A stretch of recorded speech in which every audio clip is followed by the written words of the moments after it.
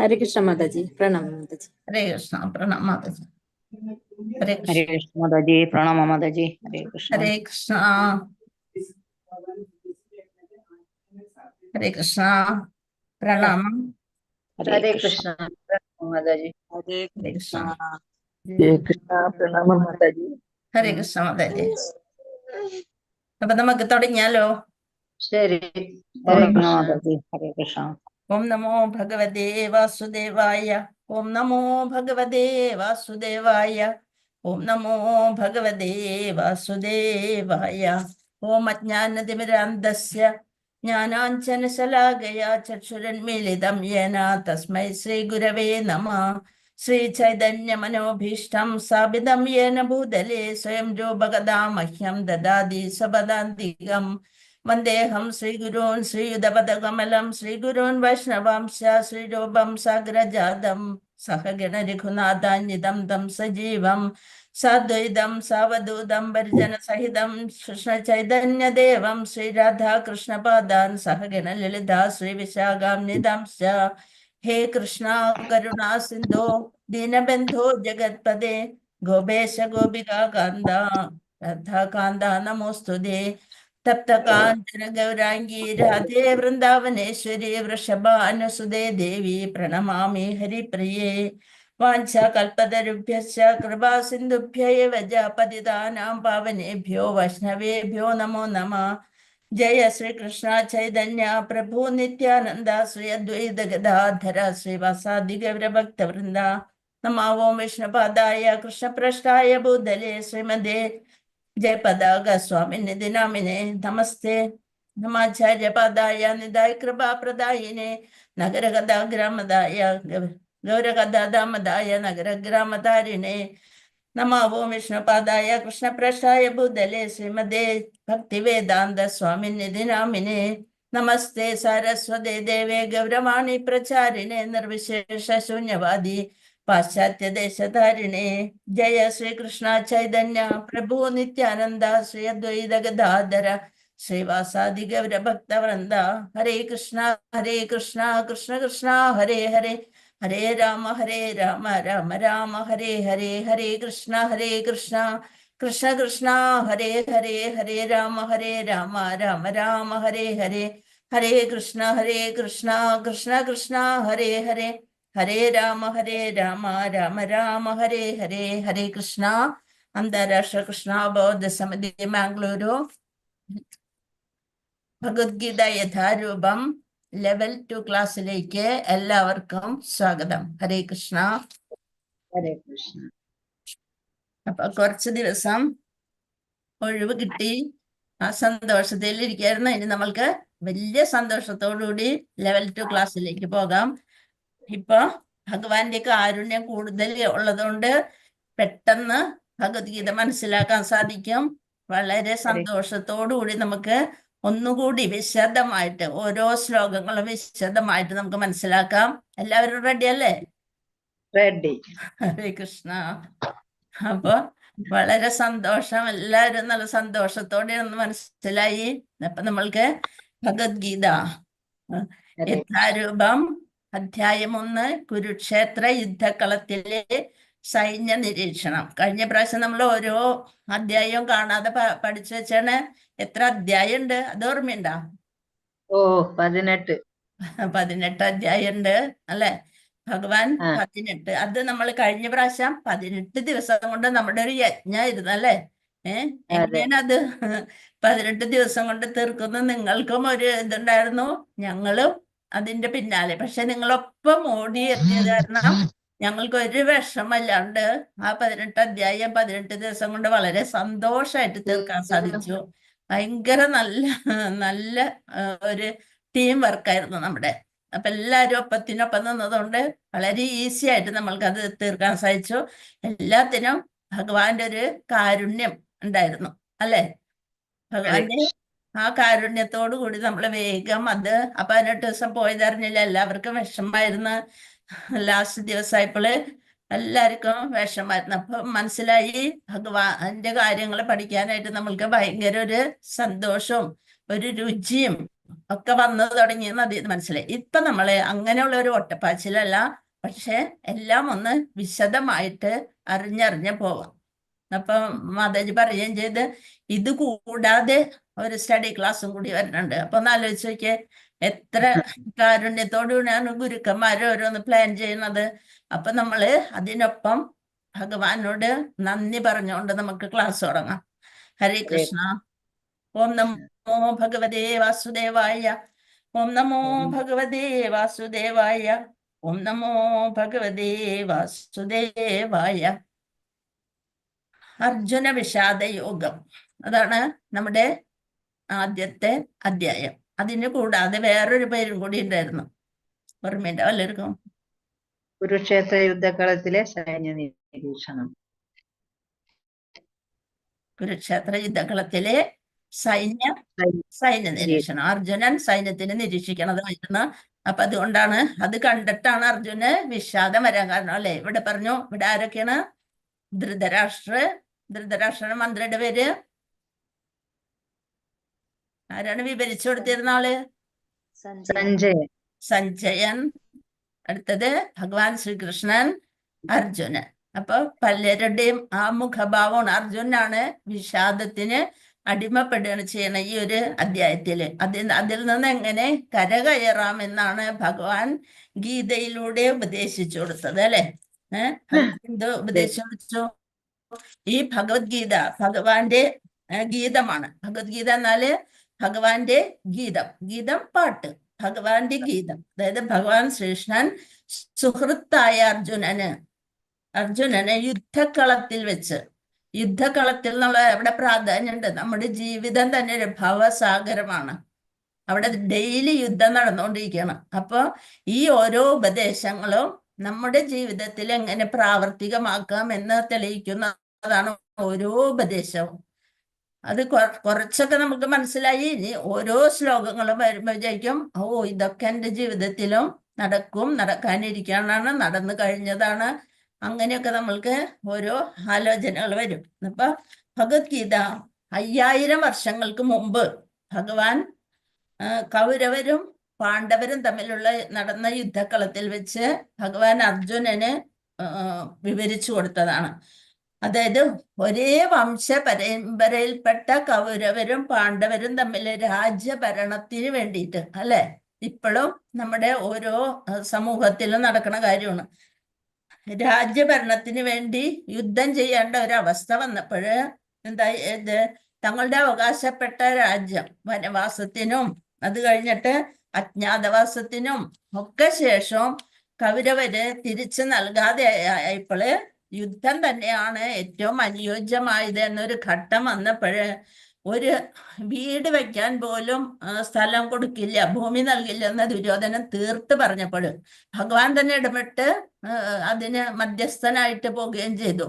എന്നിട്ടും കൂടി കൗരവര് സമ്മതിച്ചില്ല. ഒരു വീട് വെക്കാൻ പോലും, ഒരു സൂചി കുത്താൻ പോലും ഇടം നൽകില്ല എന്ന് കൗരവര് തീർത്ത് പറഞ്ഞപ്പോഴാണ് യുദ്ധം ചെയ്യാതെ മറ്റൊരു വഴിയുമില്ല എന്ന് യുധിഷ്ഠിരന് തീർച്ചയായത്. അപ്പൊ ഭഗവാൻ ശ്രീകൃഷ്ണന്റെ സൈന്യം ദുര്യോധന പക്ഷം സ്വീകരിച്ചു.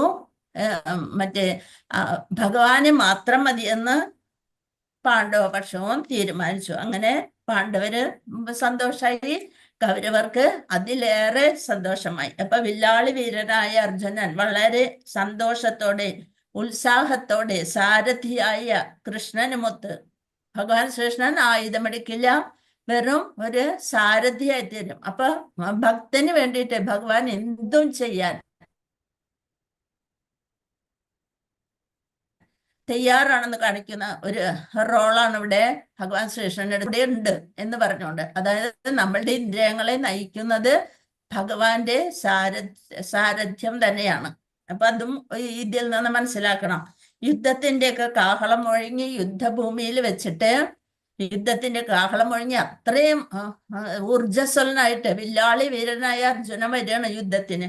അപ്പൊ നോക്ക്, രണ്ട് സൈന്യത്തിനും നടുവിൽ നിന്നുണ്ട്. അപ്പൊ കൃഷ്ണനോട് പറയാണ് കുറച്ചൊരു അഹങ്കാരത്തോടെ, സേനയോരുഭയോർ മധ്യ സ്ഥാപയിത്വ രഥം അച്യുത എന്നാണ് പറയണത്, അല്ലെ? ഈ രഥമൊന്ന് രണ്ട് സൈന്യങ്ങളുടെയും ഇടയിലൊന്ന് നിർത്തൂ അർജുന, ഭഗവാനെ എന്ന് പറഞ്ഞുകൊണ്ട് അർജുനൻ ഒരു സാരഥിയോട് പറയുകയാണ് ചെയ്യണം. അപ്പോ എവിടെ നിർത്തിയാലാണോ അർജുനന് ഏറ്റവും അധികം മനസ്സിലെ വിഷമം വരുന്നതെന്ന് ഭഗവാൻ അറിയാം. അപ്പൊ ഭഗവാൻ ആ സ്ഥാനത്ത് കൊണ്ടുവന്ന് രണ്ട് സൈന്യങ്ങളുടെയും ഇടയില് രഥം കൊണ്ടുവന്ന് നിർത്തുകയാണ്. എവിടെ? ആചാര്യന്മാരുടെയും പിതാമഹന്മാരുടെയും ഒക്കെ യുദ്ധം ചെയ്യാനായിട്ട് ഉത്സാഹത്തോടെ വന്നിരിക്കണ അവരെയെല്ലാം കണ്ടപ്പോഴ് ഇതുവരെ ഉണ്ടായിരുന്ന ഊർജമൊക്കെ നഷ്ടപ്പെട്ടിട്ട് അർജുനൻ എന്ത് വിചാരിച്ച്, ഒരു രാജ്യത്തിന് വേണ്ടിയിട്ട് എന്റെ ഉറ്റവരെയും ഉടയവരെയും ഒക്കെ കൊല്ലേണ്ടി വരുമല്ലോ എന്നുള്ളൊരു ചിന്ത ആർക്ക് വന്നു? അർജുനന് ഉണ്ടായി. അപ്പോള് എന്തായി? തേർത്തട്ടില് തളർന്നിരുന്നു പോയി. ഇതാണ് അവസ്ഥ. ആ സമയത്താണ് അർജുനന്റെ യുദ്ധവീര്യവും മനസാന്നിധ്യവും നേടിക്കൊടുക്കുക എന്നുള്ളത് ഒരു കൂട്ടുകാരൻ അല്ലെങ്കിൽ ഒരു സാരഥി ഈ നിലയിലൊക്കെ ഭഗവാന്റെ കർത്തവ്യമായിട്ട് വന്നു. ആ സമയത്താണ് അർജുനന്റെ ആ യുദ്ധവീര്യം തിരിച്ചെടുക്കാനായി 700 ശ്ലോകങ്ങളിലൂടെ ഭഗവത്ഗീത ഉപദേശിച്ചു കൊടുക്കണം. അപ്പൊ നമ്മുടെ ജീവിതത്തിലും പ്രതിസന്ധി ഘട്ടങ്ങൾ ധാരാളം വരും. ഒരു ശരിയായിട്ടൊരു തീരുമാനം എടുക്കാൻ അവസ്ഥ ഉണ്ടാകും. അത് ഭഗവത്ഗീതയിൽ ഭഗവാൻ അർജുനന് നൽകിയ ഉപദേശങ്ങള് നമുക്ക് നമ്മുടെ ജീവിതത്തില് നല്ല രീതിയിൽ ജീവിച്ചു തീർക്കാനുള്ള ഒരു മാർഗദർശനമാണ്. അതാണ് അവിടെ നമ്മൾ പ്രധാനമായിട്ട് വിചാരിക്കേണ്ടത്. എന്താണ്? നമുക്ക് നമ്മുടെ ജീവിതത്തില് നല്ല രീതിയിൽ നമ്മുടെ ജീവിതം ജീവിച്ചു തീർക്കാനുള്ള ഒരു മാർഗദർശനം. അതാണ് എന്ത്? ഭഗവത്ഗീത. അപ്പൊ ഭഗവാന്റെ കാരുണ്യം മനസ്സിലാക്കാനായിട്ട് ഈ പുണ്യഗ്രന്ഥത്തിലൂടെ നമുക്ക് സാധിക്കും. ഇത് മഹാഭാരത ഗ്രന്ഥത്തിന്റെ ഒരു ഭാഗമാണ് ഭഗവത്ഗീത. മഹാഭാരത ഗ്രന്ഥം നമ്മുടെ പുരാണത്തിന്റെ ഒരു ഭാഗമാണ് ഭഗവത്ഗീത. അപ്പൊ ഇതിന്റെ ഏറ്റവും വലിയ പ്രാധാന്യം ഉൾക്കൊണ്ടുകൊണ്ടാണ് അതൊരു പുസ്തകമായിട്ട് പ്രഭുപാദര് ഇത് ചെയ്ത് വിവർത്തനവും ഭാവാർത്ഥവും വളരെ വിപുലമായിട്ട് എഴുതി ഇത്ര വലിയ ഒരു പുസ്തകമായിട്ട്. അതാണ് നമ്മുടെ കൃഷ്ണാവബോധത്തിന്റെ ഒരു കൈപ്പുസ്തകമാണ് ശരിക്കും പറഞ്ഞ. ഹരേ കൃഷ്ണ. ഇതാണ് അന്താരാഷ്ട്ര കൃഷ്ണാവബോധ സമിതിയുടെ സ്ഥാപക ആചാര്യനാണ് ആരാണ്? പ്രഭുപാദർ. ശ്രീല പ്രഭുപാദർ.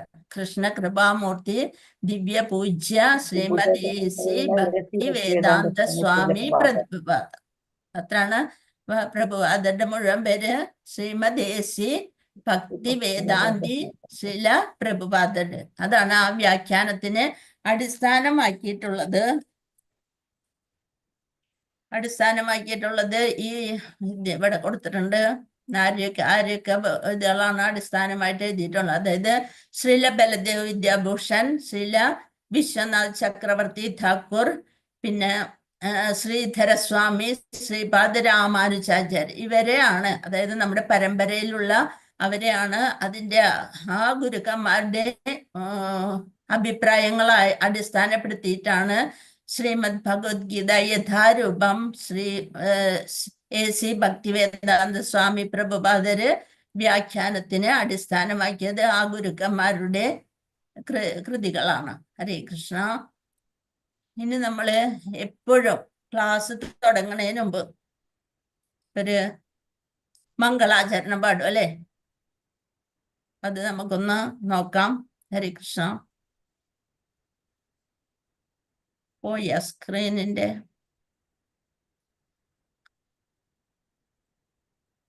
ഹരേ കൃഷ്ണ.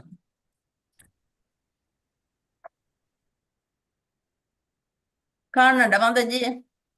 കാണുന്നുണ്ട് മാതാജി. ഹരേ കൃഷ്ണ. ഒരു മിനിറ്റ്. ഓക്കെ, നമുക്ക് മംഗളാചരണം ഒന്ന് നോക്കാം. എല്ലാവരും ക്ലാസ് തുടങ്ങുന്നതിന് മുമ്പ് ഗുരുക്കന്മാരെ സ്മരിച്ചുകൊണ്ട് അല്ലെ. അത് നമ്മുടെ ഇന്നാള് ഒരു പുസ്തകം കാണിച്ചെന്നു, വൈഷ്ണവ ഗീതങ്ങൾ എന്ന് പറഞ്ഞിട്ടൊരു പുസ്തകം. അത് എല്ലാവരും വായിച്ചാലും നല്ലതാണ്. അതില് ഫുള്ളായിട്ട് ഇതിന്റെ അർത്ഥവും എല്ലാതും എഴുതിയിട്ടുണ്ട്. ഓമജ്ഞാന തിമിരാന്തസ്യ ജ്ഞാനാഞ്ജന ശലാഖയ ചക്ഷുരുന്മീലിതം യേന. ഹരേ കൃഷ്ണ. എല്ലാരും ഒന്ന് മ്യൂട്ട് ചെയ്തിരിക്കണേ. ഹരേ കൃഷ്ണ. മാതാജി ഹരേ കൃഷ്ണ.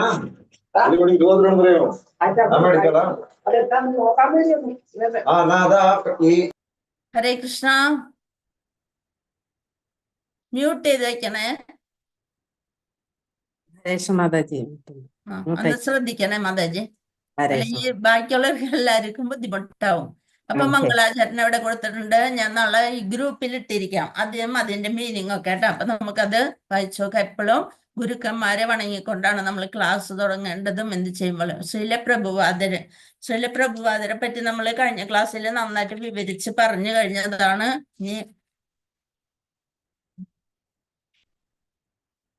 എന്താണ് ശ്രീലപ്രഭുവാദര് ഇസ്കോൺ എന്ന് കേട്ടിട്ടുണ്ടല്ലോ എല്ലാരും. ഇസ്കോൺ എന്താണ്? അന്താരാഷ്ട്ര കൃഷ്ണാവബോധ സമിതി, international Society for Krishna consciousness.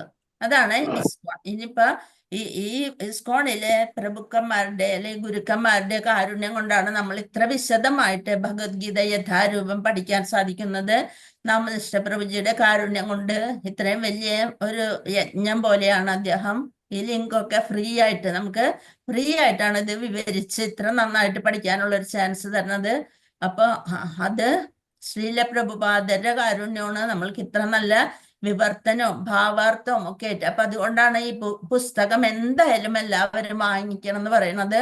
അതുണ്ടായാലും മാത്രമാണ് നമുക്ക് വിശദമായിട്ട് ഈ ക്ലാസ് നമ്മൾ വിചാരിച്ച പോലെ ഭഗവത്ഗീത എന്താണെന്ന് ആര് ചോദിച്ചാലും എപ്പോഴും പല ശ്ലോകങ്ങളും നമ്മൾക്ക് കാണാതെ പഠിക്കേണ്ടതായിട്ടുണ്ട്.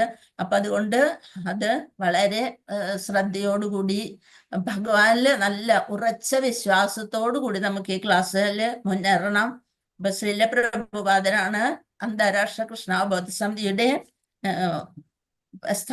സ്ഥാപക ഗുരു. ഒരു ലോകം മുഴുവൻ ഒരു കുടക്കീഴിൽ എന്ന് ഉള്ള ഒരു ആപ്തവാക്യത്തിലാണ് അദ്ദേഹം ഈ കൃഷ്ണാബോധം അദ്ദേഹത്തിന്റെ പേര് വെച്ചിട്ടല്ല, ഭഗവാൻ ശ്രീകൃഷ്ണന്റെ പേരിലാണ് തുടങ്ങിയിരിക്കുന്നത്.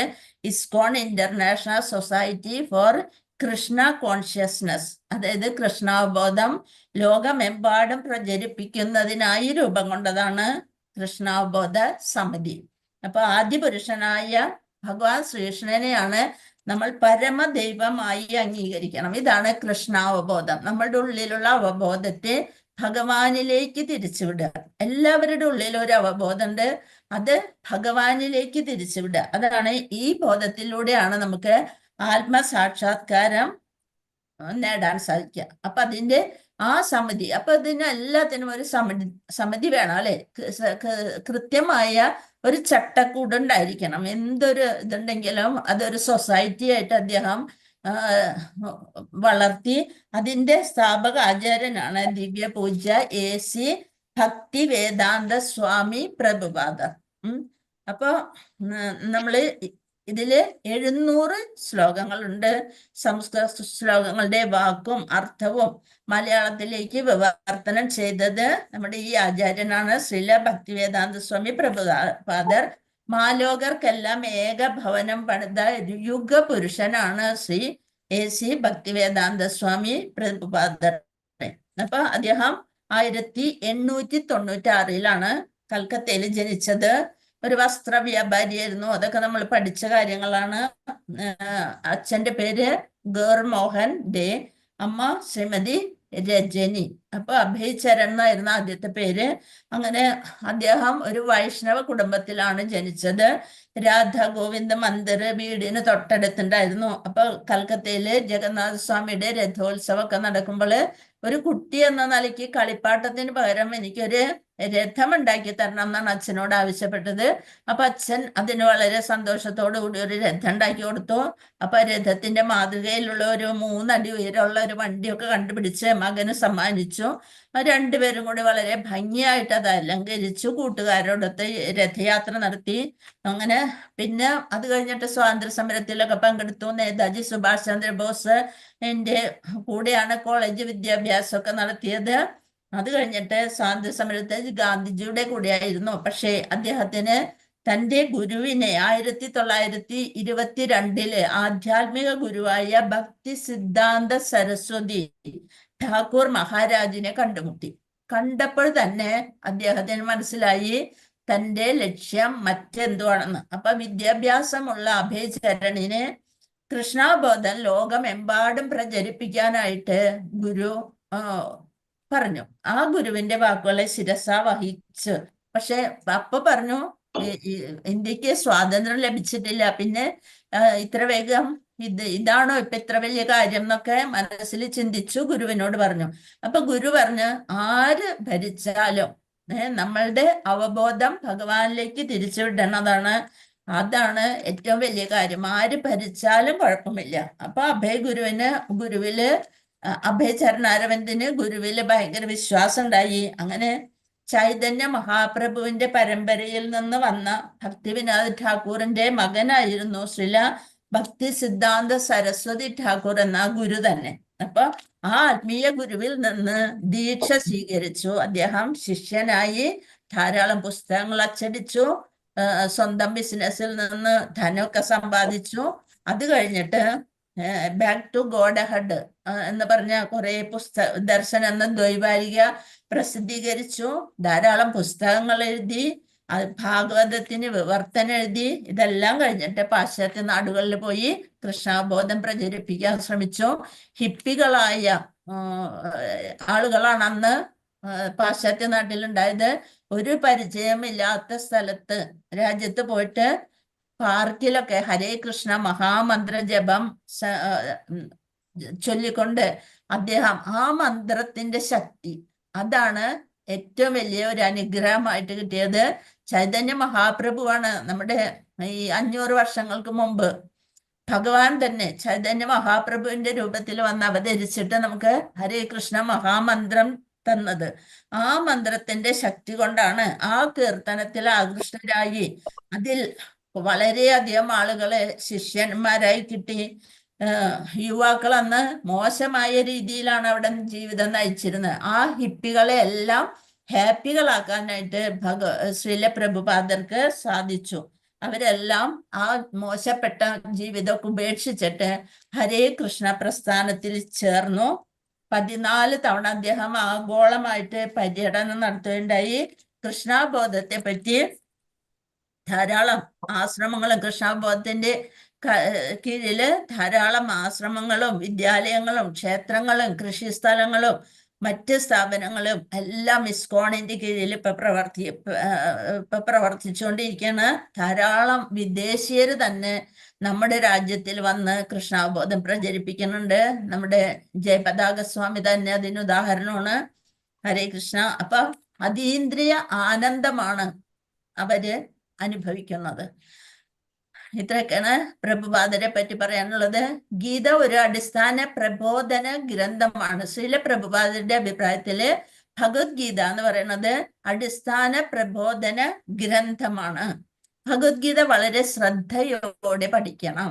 അത് നമ്മുടെ ബാഹ്യ പ്രവർത്തനങ്ങളെ നിയന്ത്രിക്കാനായിട്ട് സഹായിക്കും. ഒരാൾ തത്വചിന്തയുടെ ഒഴുക്ക് മനസ്സിലാക്കണം. അതും ഒറ്റയ്ക്കല്ല. നമ്മള് ഒരാളെ കിട്ടിക്കഴിഞ്ഞാൽ നമ്മൾക്ക് ഇത്തിരിയെങ്കിലും ഈ മനുഷ്യനോടും ഭഗവാനോടും നമ്മൾക്ക് എന്തെങ്കിലും ഒരു കടമയുണ്ടെങ്കിൽ നമ്മള് ഒരാളെയെങ്കിലും കൃഷ്ണാബോധത്തിലേക്ക് കൂട്ടിക്കൊണ്ടുവരണം. അതാണ്, ഒരാൾ തത്വചിന്തയുടെ ഒഴുക്ക് മനസ്സിലാക്കണം. ഒറ്റയ്ക്കല്ല, എല്ലാവരെയും. ഭഗവാൻ കൃഷ്ണന്റെ കാരുണ്യമാണ്. ശങ്കരാചാര്യർ ഗീതയെ അമൃതത്തിന്റെ നദിയായിട്ടാണ് വിശേഷിപ്പിച്ചിരിക്കുന്നത്. ഭഗവത്ഗീത എന്ന് വെച്ചാല് അമൃതത്തിന്റെ നദിയായിട്ടാണ് ശങ്കരാചാര്യര് വിശേഷിപ്പിച്ചിരിക്കുന്നത്. മഹാഭാരതത്തിന്റെ ചരിത്രമുണ്ട്. അടുത്ത സ്ലൈഡില് അർജുനൻ യുദ്ധം ചെയ്യാൻ ആദ്യം നിഷേധിച്ചു അല്ലെ? അത് നമ്മൾ പറഞ്ഞു. സാഹചര്യം, അതായത് ഭഗവത്ഗീത പറയാനുണ്ടായ സാഹചര്യം ഇതാണ്. ശ്യാമസുന്ദര ഭഗവാൻ ശ്രീകൃഷ്ണൻ ജീവാത്മാവിനോടുള്ള അനുകമ്പ. നമ്മളൊക്കെ ജീവാത്മാക്കളാണ്. ഭഗവാന്റെ ഒരു പാർട്ട് ആൻഡ് പാർസലാണ്. ജീവാത്മാവിനോടുള്ള അനുകമ്പയാൽ, അതായത് ഭഗവാൻ എപ്പോഴും നമ്മളോട് അനുകമ്പയും കാരുണ്യവുമാണ്. ആ അനുകമ്പയാൽ ഭഗവാൻ കൃഷ്ണൻ ഗീത ഉപദേശിക്കുന്നു. ഇനി നമ്മൾക്ക് കുരുവംശത്തിനെ പറ്റി ഒന്ന് നോക്കാം. കുരുവംശത്തില് ആരൊക്കെയാണ്? ശന്തനു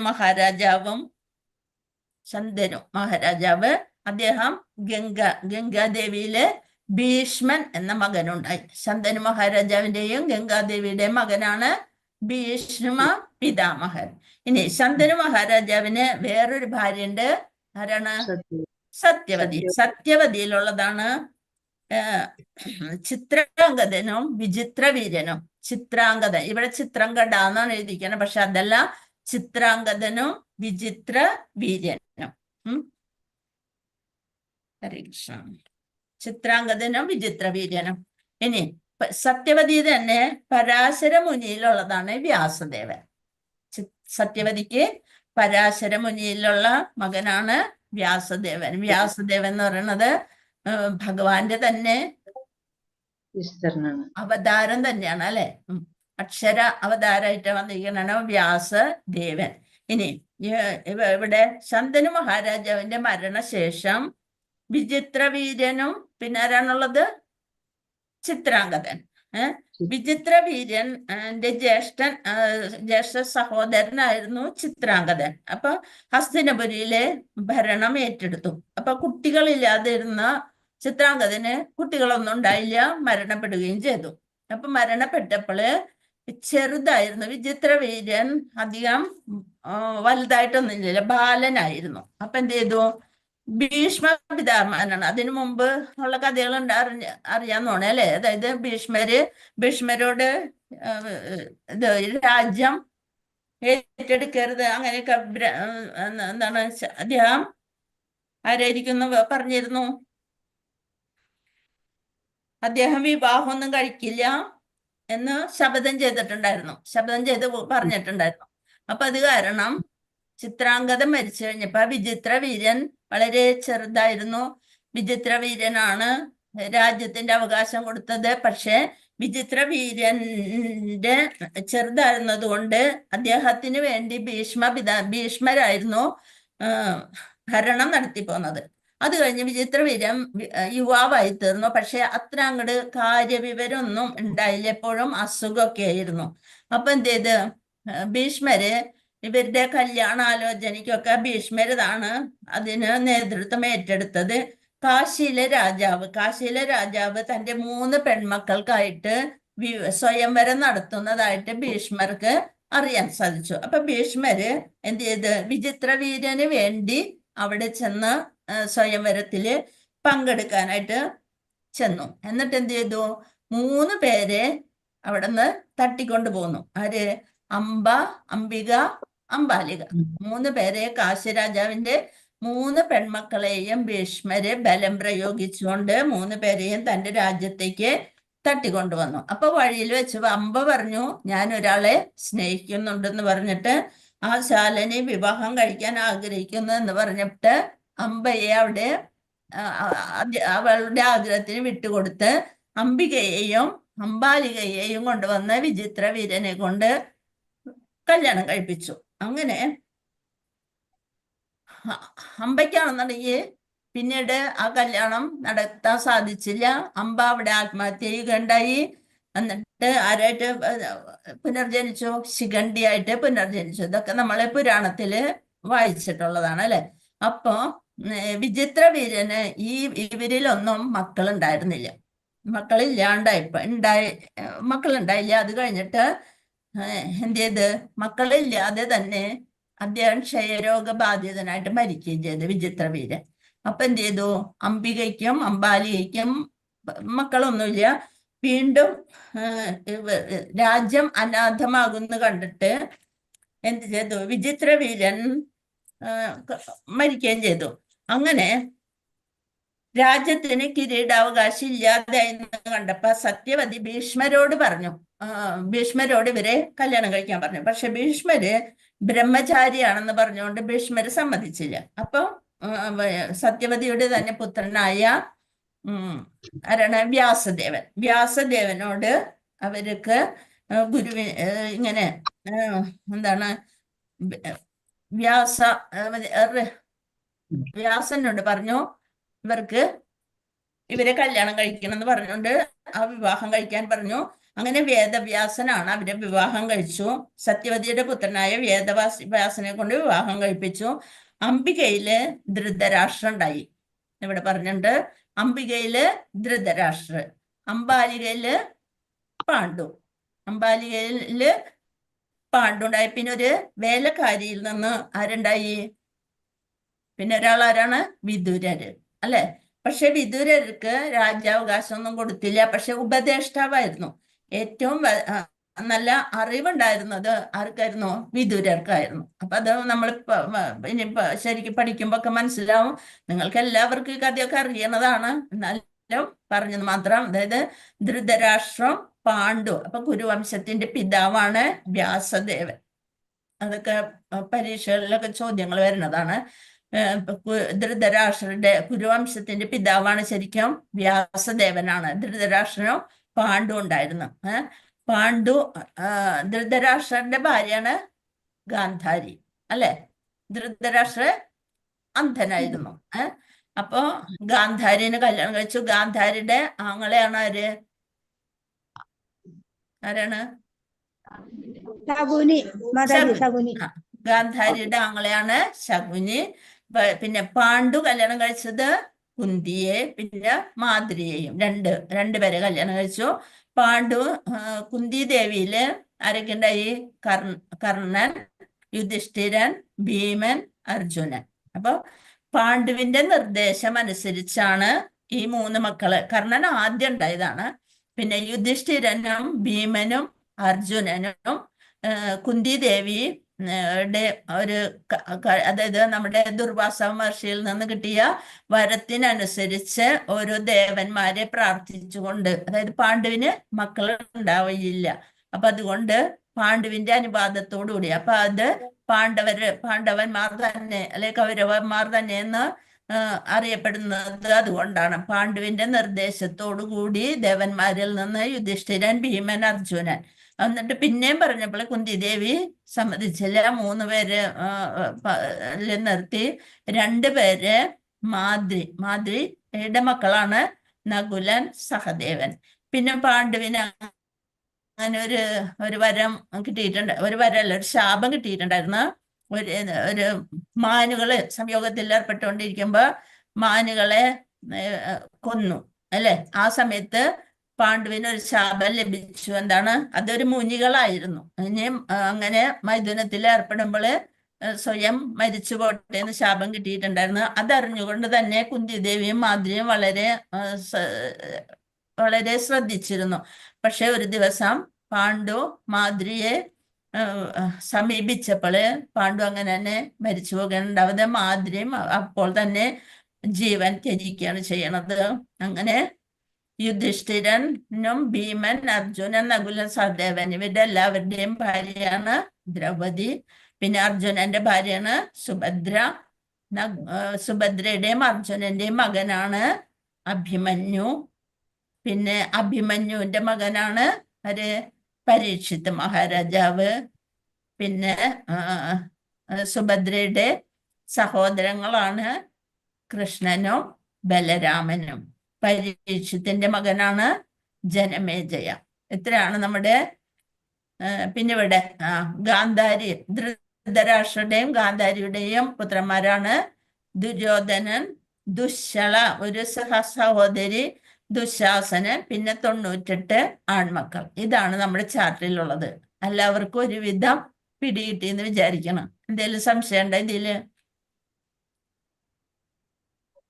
എന്തെങ്കിലും മനസ്സിലാവാത്തിന്റെ ഈ ഒരു ചാർട്ടിനോട് ഒരു വംശം?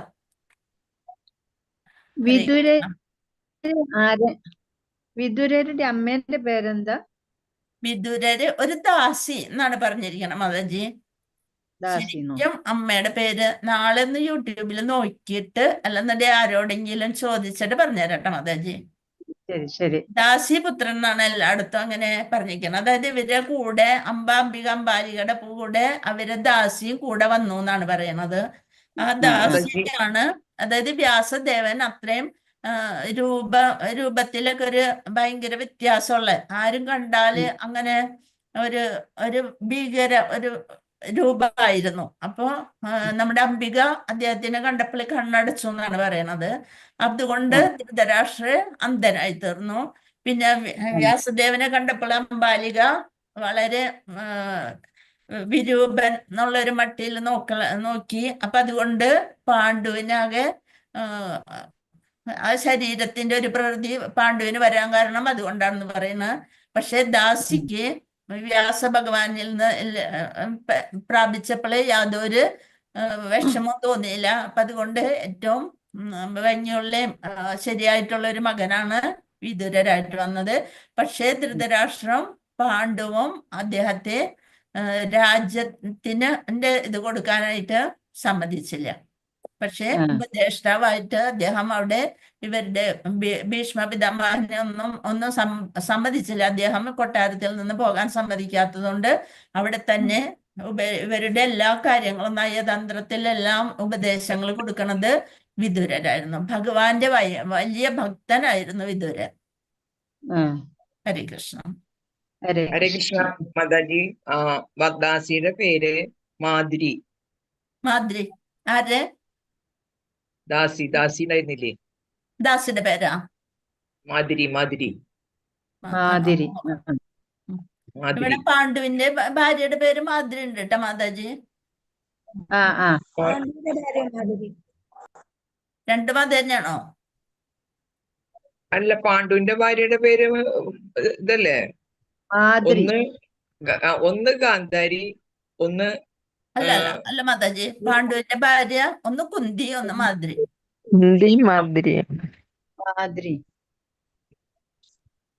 ഹരേ കൃഷ്ണ. നമുക്ക് നോക്കാട്ടോ മാതാജി. നാളെ കിട്ടാണെന്നുണ്ടെങ്കിൽ പറഞ്ഞേട്ടാ മാതാജി. ഹരേ കൃഷ്ണ. ഹരേ കൃഷ്ണ. അടുത്തത് ഭഗവത്ഗീതയുടെ വിഭാഗങ്ങള് എന്തൊക്കെയാണ് നമ്മൾ പഠിച്ച കാര്യങ്ങളാണ്. 1 തുടങ്ങി 6 വരെയുള്ള അധ്യായം കർമ്മയോഗ. 1 തുടങ്ങി 6 വരെയുള്ള അധ്യായം 3ആയിട്ട് തരംതിരിച്ചു. 1 തുടങ്ങി 6 വരെ, 7 തുടങ്ങി 12 വരെ, 13 തുടങ്ങി 18 വരെ. ആകെ 18 അധ്യായങ്ങള്. അതില് ഫസ്റ്റ് പാർട്ട് 1 to 6 കർമ്മയോഗ. നടുക്കലുള്ള ഏറ്റവും പ്രധാനപ്പെട്ടത്, എപ്പോഴും നമ്മള് ഒരു ജ്വല്ലറിയിൽ പോയിട്ട് ഒരു സ്വർണം തന്നിട്ടുണ്ട്, അതിലൊരു ഡബ്ബയിൽ ഇട്ടിട്ട് നമുക്ക് അതിന്റെ അകത്ത് സൂക്ഷിച്ചാണ് തരിക അല്ലെ സ്വർണം. അങ്ങോട്ടും ഇങ്ങോട്ടും തുറക്കുന്ന ഒരു ഡബ്ബ. അതുപോലെ നമ്മുടെ ഏറ്റവും പ്രധാനപ്പെട്ട ഭക്തി യോഗ ഒളിപ്പിച്ചു വെച്ചിരിക്കുന്നത് 7 തുടങ്ങി 12 വരെയുള്ള അധ്യായങ്ങളില്. ജ്ഞാനയോഗ അതിന്റെ മുകളില് 13 തുടങ്ങി 18 വരെയുള്ളത് ജ്ഞാനയോഗ. അങ്ങനെ 18 അധ്യായങ്ങളെ 3ആയിട്ട് തരംതിരിച്ചിരിക്കുന്നു. ആചാര്യന്മാര് ഭക്തി യോഗ ശ്രീമദ് ഭഗവത്ഗീതയുടെ മധ്യത്തിലായിരിക്കുന്നതിന്റെ കാരണങ്ങൾ പറഞ്ഞിരിക്കുന്നു. എന്തൊക്കെയാണ് ആ കാരണങ്ങൾ നോക്കാം. ഭക്തിയോഗ നമ്മൾ പറഞ്ഞ വളരെ സീക്രട്ട് ആയിട്ടുള്ളത് അങ്ങനെ എടുത്തു വെച്ചിരിക്കുകയാണ്. അതെന്തുകൊണ്ടാണ് നടുക്ക് തന്നെ ഭഗവത്ഗീതയുടെ മധ്യത്തിലായി വെച്ചിരിക്കുന്നതിന്റെ കാരണങ്ങൾ പറഞ്ഞിരിക്കുന്നത് ഭക്തി രഹസ്യമാണ്. അങ്ങനെ ഇങ്ങനെയൊന്നും ഭഗവാൻ ഭക്തി എല്ലാവർക്കും കൊടുക്കില്ല. ഭക്തി കൊടുക്കണത് ഏറ്റവും സീക്രട്ട് ആയിട്ടുള്ള ഒരു രഹസ്യമാണ് ഭക്തി. ഭക്തിയാണ് എല്ലാ ഗ്രന്ഥങ്ങളുടെയും സാരാംശം. 15:15 ഭഗവത്ഗീതയിലെ പഠിച്ച ശ്ലോകം ഓർമ്മയുണ്ടാവും. ഞാൻ വളരെ കൃത്യമായിട്ട് പറഞ്ഞു തന്നിരുന്നു. 15:15 ഓർമ്മയുണ്ടാ? ഭഗവത്ഗീത കയ്യിലുള്ളവര് പെട്ടെന്ന് എടുത്തോളൂ. 15-ാമത്തെ അധ്യായത്തിൽ 15-ാമത്തെ ശ്ലോകം എന്താണെന്ന് വേഗം നോക്കി പറഞ്ഞേ. ഹരേ കൃഷ്ണ. പറഞ്ഞോളൂ. സർവസ്യ സാഹംകൃതി സന്നിവിഷ്ടോ മത്താസ്മൃതി ജ്ഞാനം അബോഹനം ച വേദസ്യ സർവൈ അഹമേവ വേദ്യോ വേദാന്ത വേഗം വിദേഹ ചാഹം. ഹരേ കൃഷ്ണ. ഹരേ കൃഷ്ണ. ഒന്നുകൂടി പറഞ്ഞ മാതാജി, നല്ല ഇതായിട്ട് പറഞ്ഞോളൂ. സർവസ്യ ചാഹംകൃതി സന്നിവിഷ്ടോ മത്താസ്മൃതി ജ്ഞാനം ദയവ് ചെയ്ത് എല്ലാരും മ്യൂട്ട് ചെയ്ത് വെക്കണേ. ഇത് പ്രധാനപ്പെട്ട ഒരു കാര്യങ്ങൾ പറയാണ്. ബാക്കിയുള്ളവർ ഡിസ്റ്റർബ് ചെയ്യരുത്. സർവസ്യ ചാഹം ഹൃദി സന്നിവിഷ്ടോ മത്ത സ്മൃതിർജ്ഞാനം അബോഹനം ച. ബാക്കി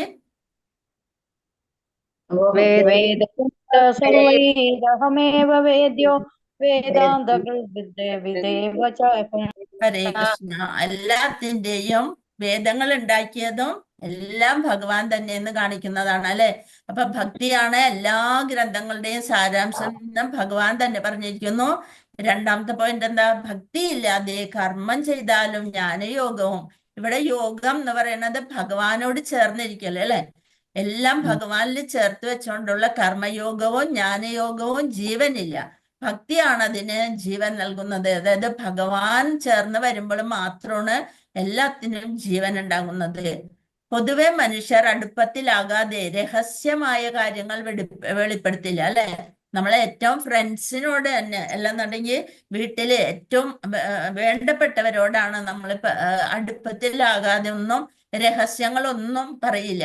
പിന്നെ അത്രയും ബുദ്ധിമുട്ടി കഴിഞ്ഞാൽ നമ്മൾ പറഞ്ഞു ആരോടും പറയരുത് എന്ന് പറയും. പക്ഷേ അത് പരസ്യമാകാൻ അധികം സമയം വേണ്ടി വരില്ല. അപ്പൊ മനുഷ്യർ അടുപ്പത്തിലാകാതെ രഹസ്യമായ കാര്യങ്ങൾ വെളിപ്പെടുത്തിയില്ല. അതുകൊണ്ട് ബഹുമാനാർത്ഥം ഭക്തി മധ്യത്തിൽ കൊടുത്തിരിക്കുന്നു.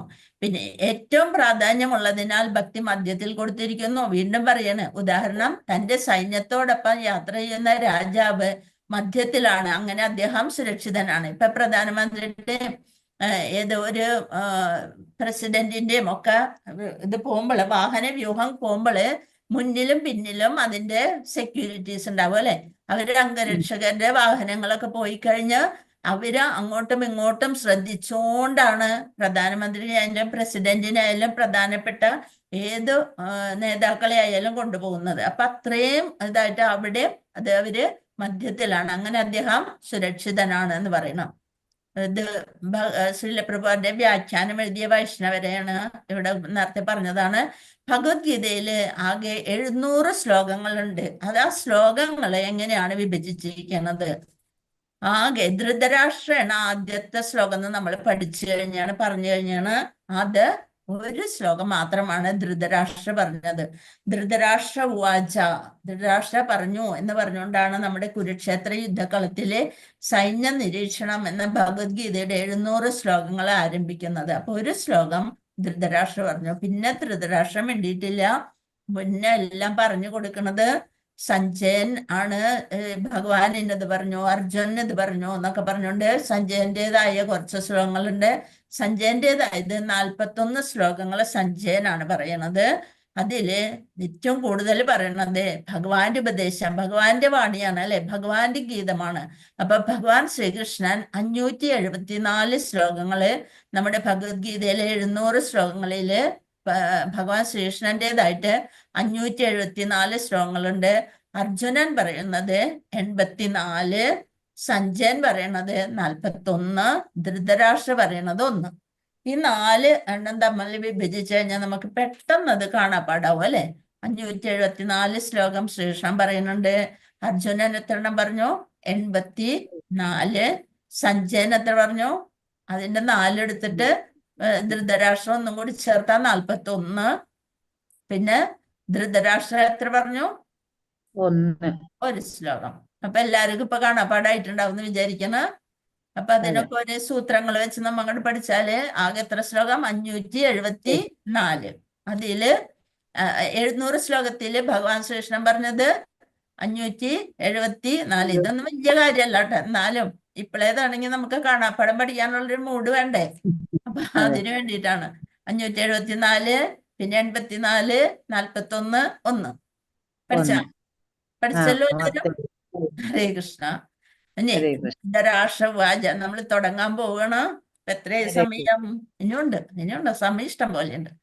ധൃതരാഷ്ട്രവാച ധർമ്മക്ഷേത്രേ കുരുക്ഷേത്രേ സമവേദായുത്സവഃ മാമക പാണ്ഡവാശ്ചൈവ കിമകുർവത സഞ്ജയ. എന്താണ് പറയണത്? ധൃതരാഷ്ട്ര ഏറ്റവും ആദ്യത്തെ ശ്ലോകം. ഇതോടുകൂടി 30 ശ്ലോകം കഴിഞ്ഞു കേട്ടാ. ധർമ്മക്ഷേത്രേ കുരുക്ഷേത്രേ സമവേദായുത്സവഃ മാമക പാണ്ഡവാശ്ചൈവ കിമകുർവത സഞ്ജയ. എല്ലാവർക്കും അത് കാണാപ്പാടായിട്ടുണ്ടാവും. കഴിഞ്ഞ പ്രാവശ്യം തന്നെ ഞാൻ പറഞ്ഞിരുന്നു അത് കാണാതെ പഠിക്കണം. ഈ ക്ലാസ്സില് എന്റെ കുട്ടികളുണ്ടോന്ന് അറിഞ്ഞൂടാ, എന്നാലും മാതാജിമാരും പറഞ്ഞിട്ടുണ്ടാവും. ഹരേ കൃഷ്ണ. അത് ചൊല്ലാൻ എല്ലാവർക്കും ഉണ്ട്. സൗദാമിനി മാതാജി അതൊന്നും ചെയ്യാം. മാതാജി ധൃതരാഷ്ട്രൗ കുരുക്ഷേത്ര യുദ്ധക്കളത്തിലെ സൈന്യ നിരീക്ഷണം. ധൃതരാഷ്ട്രൗ വാച ധർമ്മക്ഷേത്രേ കുരുക്ഷേത്രേ സമവേദായുത്സവഃ മാമക പാണ്ഡവശ്ചൈവ കിം അകുർവത സഞ്ജയ. ഹരേ കൃഷ്ണ. കൃത്യമായിട്ട് ചൊല്ലി. ഹരേ കൃഷ്ണ. കിം അകുർവത സഞ്ജയ. അത് കൂട്ടിച്ചേർത്ത് പറയുമ്പോ കിം അകുർവത സഞ്ജയ അല്ലെ. ധൃതരാഷ്ട്രൻ പറഞ്ഞു, അതിന്റെ വിവർത്തനം നമുക്ക് നോക്കാം. ധൃതരാഷ്ട്ര പറഞ്ഞു, ഹേ സഞ്ജയ, പുണ്യസ്ഥലമായ കുരുക്ഷേത്രത്തിൽ യുദ്ധോത്സുകരായി ഒന്നിച്ചുകൂടിയ എന്റെ മക്കളും പാണ്ഡുപുത്രരും എന്ത് ചെയ്തു? ഇതാണ് നമ്മുടെ ധൃതരാഷ്ട്രൻ. അപ്പോഴും എന്റെ മക്കളും പാണ്ഡുപുത്രന്മാരും, അതാണ് അവിടെ ഏറ്റവും പ്രധാനപ്പെട്ട ഒരു വാക്ക്. മാമക പാണ്ഡവാശൈവ കിമകുർവത സഞ്ജയ. ഇവര് രണ്ടുപേരും, പാണ്ഡവരും കൗരവരും കുരുവംശജരാണ്.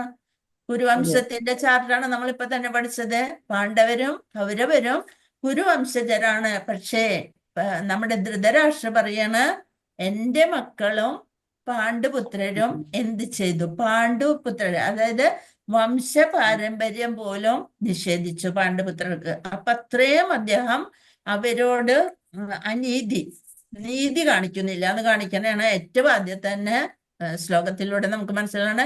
ഹേ സഞ്ജയ, പുണ്യസ്ഥലമായ കുരുക്ഷേത്രം പുണ്യസ്ഥലമാണെന്ന് കൃത്യമായിട്ട് അറിയാം.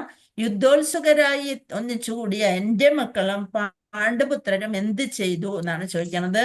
അതായത് അവിടെ ധൃതരാഷ്ട്രക്ക് ആകെ ഒരു എന്തോ ഇനിയും വല്ല മധ്യസ്ഥയൊക്കെ നടത്തിയിട്ട് എന്താ യുദ്ധം ഒക്കെ വേണ്ടാന്ന് വെക്കുവോ എന്നുള്ളൊരു പേടി അപ്പോഴും ധൃതരാഷ്ട്രക്കുണ്ട്. അപ്പോ ചോദിക്കാണ്, എന്റെ മക്കളും പാണ്ഡുപുത്രരും എന്ത് ചെയ്തു? സഞ്ജയൻ എങ്ങനെയാ അവിടെ ഇരുന്നിട്ട്? ധൃതരാഷ്ട്രക്ക് അവിടെ ഇരുന്നുകൊണ്ട് യുദ്ധം ഒന്നും കാണാൻ സാധിക്കുന്നില്ല. അദ്ദേഹം ജന്മനാ അന്ധനാണ്. അതുപോലെ തന്നെ അദ്ദേഹത്തിന്റെ പെരുമാറ്റവും എല്ലാം ഉള്ളിൽ പുറമേൽ അന്ധനാണെങ്കിലും ഉള്ളില് അതിനേക്കാൾ അന്ധത ബാധിച്ച ആളാണ് നമ്മുടെ ധൃതരാഷ്ട്ര. ധൃതരാഷ്ട്രോട് വ്യാസഭഗവാൻ, അതായത് ധൃതരാഷ്ട്രയുടെ അച്ഛൻ തന്നെ വന്ന് പറഞ്ഞു, ഞാൻ നിനക്ക് ദിവ്യ ദൃഷ്ടി തരാം. ഈ നടക്കണ യുദ്ധമൊക്കെ നീ മാത്രമാണ് യുദ്ധത്തില് പങ്കെടുക്കാതിരിക്കണത്. അപ്പൊ അതുകൊണ്ട് നിനക്ക് ഞാൻ ദിവ്യ ദൃഷ്ടി തരാം. യുദ്ധത്തിൽ എന്തൊക്കെ സംഭവിക്കുന്നു എന്ന് കാണാനായിട്ട് നിനക്ക് സാധിക്കും. വ്യാസഭഗവാൻ അത്രയും കഴിവുള്ള മനുഷ്യനാണ് അല്ലെ, ഭഗവാന്റെ തന്നെ അവതാരമാണ്. അപ്പൊ ധൃതരാഷ്ട്ര അങ്ങനെ പറഞ്ഞു, ഹേ സഞ്ജയ, ധൃതരാഷ്ട്രോടെ വേദവ്യാസ മഹർഷി പറഞ്ഞു, ഞാൻ നിനക്ക് ആ യുദ്ധരംഗത്തിലുള്ള സകല കാഴ്ചകളും കാണാനായിട്ടുള്ള അകക്കണ്ണ് തരാന്ന് പറഞ്ഞു. പക്ഷെ ധൃതരാഷ്ട്രക്ക് സമാധാനമില്ല. ധൃതരാഷ്ട്ര പറഞ്ഞ്, വേണ്ട, എനിക്കത് കാണണ്ട. എന്റെ മക്കളെങ്ങാനും വല്ലവരും മരിച്ചു വീണാല് ആ യുദ്ധ ചൊരിച്ചിലൊന്നും കാണാനായിട്ട് എനിക്ക് വേണ്ടെന്ന് പറഞ്ഞു. പക്ഷെ അപ്പൊ സഞ്ജയന് ദിവ്യ ചക്ഷുസ് കൊടുക്കുകയാണ് ചെയ്യണത്. അപ്പൊ അതുകൊണ്ട് കൊട്ടാരത്തിൽ ഇരുന്നു കൊണ്ട് തന്നെ യുദ്ധസ്ഥലത്ത് നടക്കണ എല്ലാ കാര്യങ്ങളും സഞ്ജയന് അറിയാൻ സാധിച്ചു. സഞ്ജയന് ധൃതരാഷ്ട്രക്ക് പറഞ്ഞു കൊടുക്കാനായിട്ടുള്ള കഴിവ് കിട്ടി. അത് വേദവ്യാസന്റെ കഴിവുകൊണ്ടാണ്, ഒരു അനുഗ്രഹം കൊണ്ടാണ് സഞ്ജയന് ആ കഴിവ് ലഭിച്ചത്. അപ്പൊ സഞ്ജയനാണ് ധൃതരാഷ്ട്രരുടെ എല്ലാ കാര്യങ്ങളും പറഞ്ഞു കൊടുക്കണത്. അപ്പൊ സഞ്ജയനും ധൃതരാഷ്ട്രനുമായിട്ടുള്ള ഒരു സംവാദമായിട്ടാണ് ഈ ഇവിടെ ആദ്യത്തെ ശ്ലോകത്തിൽ തന്നെ പറയണത്. പിന്നെ കുരുക്ഷേത്രം, പുണ്യസ്ഥലമായ കുരുക്ഷേത്രം എന്ന് പറഞ്ഞിരിക്കണം. അതായത് സ്മരണാതീതമായ വൈദിക കാലം മുതൽക്കേ തീർത്ഥാടകരുടെ ഒരു പുണ്യസ്ഥലമാണ് കുരുക്ഷേത്രം. അവിടെ മനുഷ്യവർഗത്തില് വഴി കാട്ടുവാനായി ഭൂമിയിൽ അവതരിച്ച കാലത്ത് ചെയ്ത ഉപദേശമാണ് ഗീത എന്ന് പറയുന്നത്. അപ്പൊ ധർമ്മക്ഷേത്ര എന്ന് പറയുന്ന കുരുക്ഷേത്ര യുദ്ധാങ്കണത്തെ ദിവ്യോത്തമ പുരുഷൻ അർജുനന്റെ ഭാഗത്താണ്. കൗരവരുടെ അച്ഛനായ ധൃതരാഷ്ട്രക്ക് സ്വന്തം മക്കളുടെ വിജയത്തെ കുറിച്ച് അമിതമായ സന്ദേഹമുണ്ട്. എന്ന് വെച്ചാല് ആ സ്ഥലത്തിന്റെ പ്രാധാന്യവും ഒക്കെ മനസ്സിലാക്കണ ഇതാണ്. രണ്ടു കൂട്ടരും ഇനി ഒരു ഒത്തുതീർപ്പുണ്ടായിട്ട് ഇനി യുദ്ധം മാറ്റിവെക്കുമോ എന്ന് അദ്ദേഹത്തിന് ഒരു ഉത്കണ്ഠയുണ്ടായി. വേദങ്ങളിൽ ദേവന്മാർക്ക് പോലും ഒരു ആരാധനാ സ്ഥലമായിട്ട് കാണപ്പെടുന്ന ഒരു സ്ഥലമാണ് കുരുക്ഷേത്രം. അപ്പൊ അവിടെ എന്തായാലും ആ സ്ഥലത്തിന്റെ, ആ പാവന സ്ഥലത്തിന്റെ പുണ്യം ഈ യുദ്ധത്തിൽ എന്തായാലും പ്രതിഫലിക്കുമെന്ന് ധർമ്മപുത്രർക്ക് ശരിയായി അറിയാം. അപ്പൊ അതുകൊണ്ടാണ് ധർമ്മപുത്രർക്ക് ധൃതരാഷ്ട്രക്ക് ശരിയായിട്ട് അറിയാം. അതുകൊണ്ട് വ്യാസദേവന്റെ കരുണയാല് നമ്മുടെ സഞ്ജയന് ഇതൊക്കെ കാണാൻ സാധിക്കുന്നു. അതുകൊണ്ട് സഞ്ജയനോട് ചോദിക്കാണ്, പുണ്യസ്ഥലമായ കുരുക്ഷേത്രത്തിൽ യുദ്ധോത്സുകരായി എത്തിച്ചേർന്നിട്ടുള്ള എൻ്റെ മക്കളും പാണ്ഡുപുത്രരും എന്ത് ചെയ്യുന്നു എന്ന് പറഞ്ഞു. അപ്പൊ രണ്ട് പ്രത്യേക ഇതുകളാണ് ഇതിലുള്ളത്. ഒന്ന് മാമക, പിന്നൊന്ന് എന്താണ് ധർമ്മക്ഷേത്രേ കുരുക്ഷേത്രേ. അപ്പൊ ദുര്യോധനാദികളെ എന്തായാലും വിളനിലത്തിലെ കളകളെ എന്ന പോലെ ഇതില് ഫുള്ളായിട്ടും തുടച്ചു നീക്കും എന്നൊരു സന്ദേഹവും ഈ ഒരു ആദ്യത്തെ ശ്ലോകത്തിലൂടെ പറയുന്നുണ്ട് അല്ലെ. പാണ്ഡുവിന്റെ മക്കൾക്ക് വംശപാരമ്പര്യം വരെ നിഷേധിച്ചതാണെങ്കിലും കൂടി അവര് ജയിക്കാനുള്ള ഒരു സാധ്യത സ്ഥലത്തിന്റെ പ്രാധാന്യത്തിലുണ്ട് എന്ന് പറയണം. പിന്നെന്താ ഉള്ളത്? ഭഗവാൻ ശ്രീകൃഷ്ണന്റെ ധർമ്മപിതാവായ ഭഗവാൻ ശ്രീകൃഷ്ണന്റെ സാന്നിധ്യത്തിൽ വെച്ച് വിളനിലത്തിലെ കളകളെ എന്ന പോലെ ധൃതരാഷ്ട്രപുത്രന്മാരായ ദുര്യോധനാദികളെ പൂർണ്ണമായി നശിപ്പിക്കുമെന്ന്. അത് യുധിഷ്ഠിരന്റെ നേതൃത്വത്തിൽ, യുധിഷ്ഠിരൻ ധർമ്മപുത്രരുമാണ്. അപ്പൊ അതുകൊണ്ട് അങ്ങനെ ഒരു വിഷമവും നമ്മുടെ ധൃതരാഷ്ട്രക്ക് ഉണ്ട്. ഹരേ കൃഷ്ണ. അതൊക്കെയാണ് ഒന്നും കൂടി പറഞ്ഞിരിക്കണേ. വ്യാസ ശിഷ്യനായിരുന്നു സഞ്ജയൻ. വ്യാസദേവന്റെ കരുണയാൽ ധൃതരാഷ്ട്രരുടെ കൊട്ടാരത്തിൽ ഇരുന്നു കൊണ്ട് തന്നെ കുരുക്ഷേത്രത്തിലെ യുദ്ധരംഗം കാണാൻ അദ്ദേഹത്തിന് സാധിച്ചിരുന്നു. വ്യാസന്റെ ശിഷ്യനായിരുന്നു സഞ്ജയൻ. ഇനി ധർമ്മപിതാവായ ശ്രീകൃഷ്ണന്റെ സാന്നിധ്യത്തിൽ ധർമ്മഭൂമിയായ കുരുക്ഷേത്രത്തിൽ വെച്ച് വിളനിലത്തിലെ കളകളെ എന്ന പോലെ ധൃതരാഷ്ട്രപുത്രന്മാരായ ദുര്യോധനാദികളെ, ഏറ്റവും മൂത്തതാണ് ദുര്യോധനൻ, ദുര്യോധന മുതലായവരെ നശിപ്പിക്കുമെന്നും യുധിഷ്ഠിരന്റെ നേതൃത്വത്തിൽപ്പെട്ട ധാർമ്മികരെ ഭഗവാൻ നാട് വാഴിക്കുമെന്നും ഈ ഒരൊറ്റ ശ്ലോകത്തിൽ നിന്ന് തന്നെ വ്യക്തമാകുന്നതാണ്. നമുക്ക് രണ്ടാമത്തെ ശ്ലോകത്തിലേക്ക് പോകാം. സഞ്ജയ ഉവാച ദൃഷ്ട്വാ തു പാണ്ഡവാനീകം വ്യൂഢം ദുര്യോധനസ്തദാ ആചാര്യമുപസംഗമ്യ രാജാവചനമബ്രവീത്. സഞ്ജയൻ പറഞ്ഞു, അല്ലയോ രാജാവേ, പാണ്ഡുപുത്രന്മാർ സജ്ജമാക്കിയ സൈന്യത്തെ കണ്ട് ദുര്യോധന മഹാരാജാവ് ആചാര്യന്റെ മുമ്പിൽ ചെന്ന് ഇങ്ങനെ പറഞ്ഞു. എന്താണ് പറഞ്ഞത്? ജനനം മുതൽക്ക് അന്ധനായിരുന്നു ധൃതരാഷ്ട്രർ. നിർഭാഗ്യവശാൽ ആധ്യാത്മികമായിട്ടുള്ള ഒരു വീക്ഷണം, ഒരു കാഴ്ചയും അദ്ദേഹത്തിനില്ല.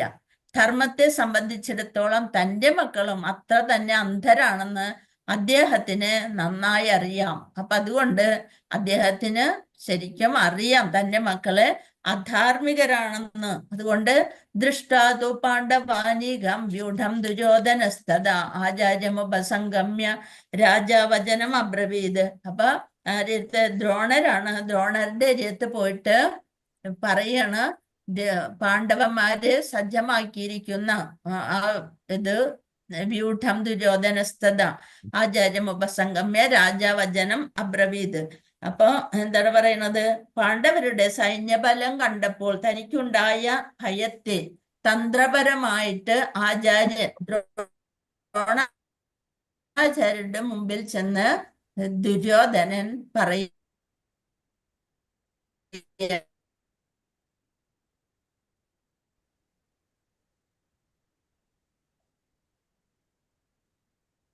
ഹരേ കൃഷ്ണ ാണ് ചെയ്യണത്. മൂന്നാമത്തെ ശ്ലോകം. അല്ലയോ ആചാര്യ, അങ്ങയുടെ ഹരേ കൃഷ്ണ. കേൾക്കണില്ലേ മാതാജി? ഹരേ കൃഷ്ണ. മായ മാതാജി 8 മണിക്ക് എന്റെ ക്ലാസ് ഉണ്ട് കേട്ടോ. അപ്പൊ നമ്മൾക്ക് ഈ ശ്ലോകം കൊണ്ട് നിർത്താം. നാളെ നമ്മൾക്ക് ഈ അധ്യായം തീർക്കാം. അതെ. ഹരേ കൃഷ്ണ. അപ്പൊ അങ്ങനെയാണെന്നുണ്ടെങ്കിൽ ഇപ്പൊ ഇൻട്രൊഡക്ഷൻ ഇതൊക്കെ ആയപ്പോഴാണ് നമ്മൾ ഇത്തിരി ഇത്. അത് സാരമില്ല. ഹരേ കൃഷ്ണ. അപ്പൊ 2 ശ്ലോകമായിട്ടുള്ളൂ, ഒന്ന് ഓർമ്മിപ്പിക്കാനാണ്ട. ഹരേ കൃഷ്ണ. എന്നെ ഹോസ്റ്റ് ആക്കണം മാതാജി. ഹരേ കൃഷ്ണ. എന്നെ ഹോസ്റ്റ് ആക്കിയിട്ട് ലീവ് ചെയ്യണം കേട്ടോ. ഓക്കെ മാതാജി. ഹരേ കൃഷ്ണ. മാതാജി, ഒരു സംശയം ചോദിച്ചോട്ടെ? ആദ്യത്തെ 6 അധ്യായങ്ങള് കർമ്മയോഗമാണോ? അതെ, കർമ്മയോഗം, പിന്നെ ഭക്തിയോഗം, അവസാനം ജ്ഞാനയോഗം. ജ്ഞാനയോഗം. ഹരേ കൃഷ്ണ മാതാജി. ശരി. ഹരേ കൃഷ്ണ. കൃഷ്ണ മാതാജി, എല്ലാരും അറ്റൻഡൻസ് സബ്മിറ്റ് ചെയ്താ? അറ്റൻഡൻസ് ഇടണേ എല്ലാരും. വിതുരരുടെ മാതാവ് പരിശ്രമീന്ന് കാണുന്നു മാതാജി. ഒരു ശൂദ്രശ്രീയാണ്, ദാസിയായിരുന്നല്ലോ. പരിശ്രമീന്ന് കാണുന്നു. ആ മാതാജി ഒന്ന് നോക്കിയിട്ട് ഒന്ന് നമ്മളോട് പറയുവോ? പറയാം മാതാജി. ഹരികൃഷ്ണ. വളരെ ഹരേ സന്തോഷം. കൃഷ്ണ. അതാണ് ഇത്ര മിടുക്കുള്ള മാതാജിമാരൊക്കെ നമുക്കുണ്ട്. ഹരികൃഷ്ണ. ഇപ്പൊ നമുക്ക് എന്ത് സംശയം ഉണ്ടെന്നുണ്ടെങ്കിലും നോക്കിയാൽ കിട്ടും അല്ലെ? അപ്പൊ അതൊക്കെ നോക്കാനൊക്കെ നമുക്ക് സന്തോഷമുള്ളൂ. ഹരേ കൃഷ്ണ. നമുക്ക് നാളെ കൺഫേം ചെയ്യാം. അല്ല മാതാജി ഇപ്പൊ പറഞ്ഞത് ശരിയായിരിക്കും. പിന്നെന്താ നോക്കാനുള്ളത്? ഹരേ കൃഷ്ണ. അപ്പൊ എല്ലാവർക്കും സന്തോഷം. എല്ലാവരും ഇന്നത്തെ ഭാവാർത്ഥവും വിവർത്തനവും ശ്ലോകങ്ങളും ഒക്കെ ഒന്ന് നോക്കി വരണം കേട്ടോ. ഒരധ്യായം നമ്മൾ പഠിച്ച കാര്യങ്ങളാണല്ലോ. ഒന്നും കൂടെ ഒന്ന് നോക്കി വരിക.